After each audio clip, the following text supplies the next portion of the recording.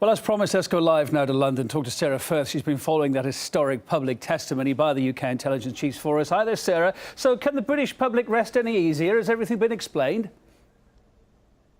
Well, in that hour-and-a-half session, we certainly had some interesting questions put to the three chiefs of the spy agencies here in the UK. As to the answers, I'm not sure that everyone's going to be fully satisfied. Now, I'm going to take you through, because there was a wide range of issues discussed here. We'll take you to the juicy bits, if you like, because obviously this questioning coming at a very sensitive time on the back of the Edward Snowden revelations of mass surveillance. Now, we heard a question put to the chief of GCHQ, Sir Ian Lobban, the quieter of the three, I think it's fair to say, throughout the entire session. Now, he was asked why it was necessary for the majority to have intelligence gathered in the attempts to catch the minority that are doing wrong. And he answered that with an analogy of a haystack, so trying to find a needle in a haystack, essentially, saying that they don't look at the innocent hay, if you like. It was an analogy that he used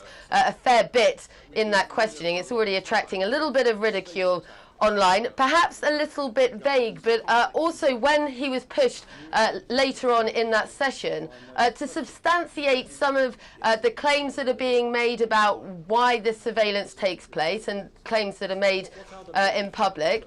He said, one of the questions being that the public support the agency's powers, but they want more transparency. His reply to that was, look, if you're a threat or if you're in contact with someone who is a threat, you may be being monitored. If not, then you won't be.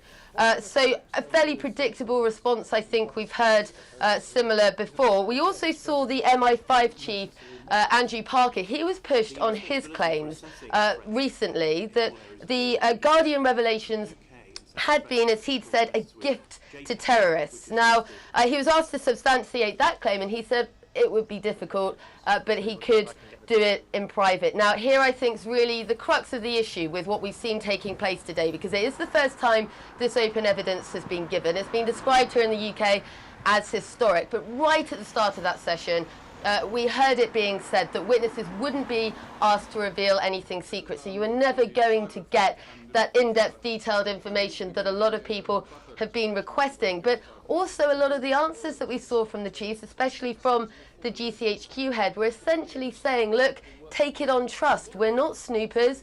The GCHQ boss saying, my staff don't do that. If they were asked to snoop, they'd walk out.